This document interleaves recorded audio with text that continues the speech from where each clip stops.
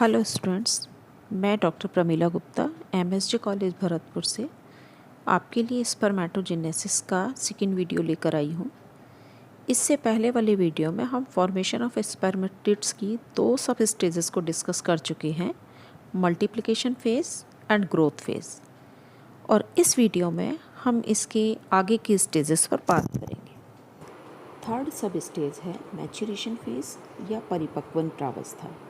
इस स्टेज में डिप्लॉयड यानी द्विगुणित प्राइमरी स्पर्मेटोसाइट्स डिवाइड होते हैं और हैप्लॉयड या अगुणित स्पर्मेटिड्स का फॉर्मेशन होता है। इस सब स्टेज में दो तरीके के डिवीज़न होते हैं। पहला फर्स्ट मैच्योरेशन डिवीज़न जो कि मियोटिक होता है, अर्धसूत्री होता है, और दूसरा सेकंड मैच्योरेशन डिवीज़न जो कि माइटोटिक या समसूत्री होता है। फर्स्ट मैच्योरेशन डिवीज़न से बनने वाली सेल्स को सेकेंडरी स्पर्मेटोसाइट्स या द्वितीयक शुक्राणुजनक कोशिकाएं कहा जाता है। इस विभाजन में समजात गुणसूत्र यानी होमोलोगस क्रोमोसोम्स के जोड़े अलग हो जाते हैं, इसलिए सेकेंडरी स्पर्मेटोसाइट्स अगुणित या हैप्लॉयड होते हैं, जिससे फर्टिलाइजेशन के बाद जब मेल और फीमेल गैमेट के प्रोन्यूक्लियाई का फ्यूज़न होता है तो क्रोमोसोम्स का नंबर वही रहता है जो कि उनकी पेरेंट सेल में था। First maturation division meiotic division है और ये 4 स्टेजेस में बटा हुआ रहता है। फर्स्ट है प्रोफेज, जिसको हम फर्स्ट मैच्योरेशन डिवीज़न का होने की वजह से प्रोफेज फर्स्ट कहते हैं।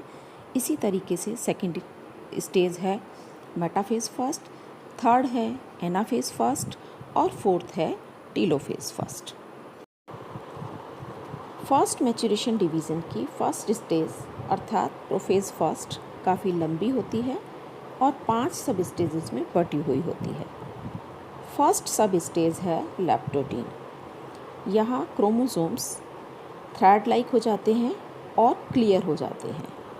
सेकेंड सब स्टेज को जाइगोटीन कहा जाता है, जिसमें homologous chromosomes end to end pairing करते हैं और इस प्रोसेस को सिनेप्सिस कहते हैं। थर्ड सब स्टेज पैकिटीन कहलाती है। इसमें क्रोमोसोम्स छोटे हो जाते हैं, मोटे हो जाते हैं और स्पष्ट हो जाते हैं, और यहाँ पर होमोलोगस क्रोमोसोम्स आपस में कॉइलिंग करने लगते हैं। हर क्रोमोसोम 2 सिस्टर क्रोमेटिड्स में स्प्लिट होने लगता है और बाइवेलेंट अब टेट्राड में कन्वर्ट हो जाता है। इसी सब स्टेज में क्रोमोसोमल पार्ट्स का आपस में आदान प्रदान भी होता है, यानी वो अपने पार्ट्स को एक्सचेंज भी करते हैं, जिसे क्रॉसिंग ओवर कहते हैं। फोर्थ सब स्टेज डिप्लोटीन कहलाती है।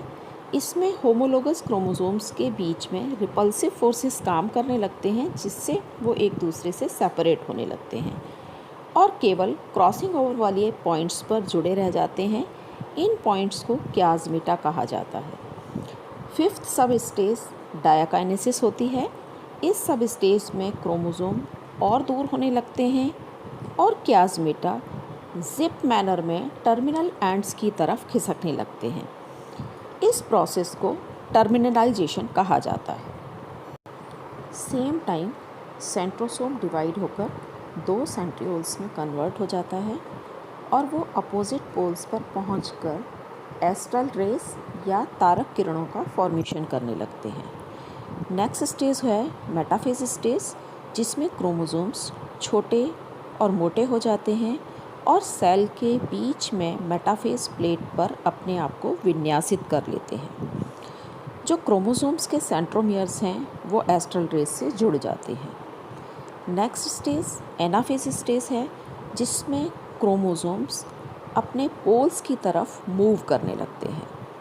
टीलोफेज स्टेज में एक डिप्लॉयड न्यूक्लियस 2 हैप्लॉयड न्यूक्लियस का फॉर्मेशन करता है और उसके बाद साइटोप्लाज्मिक डिवीज़न के फलस्वरूप 2 हैप्लॉयड सेल्स बन जाती हैं।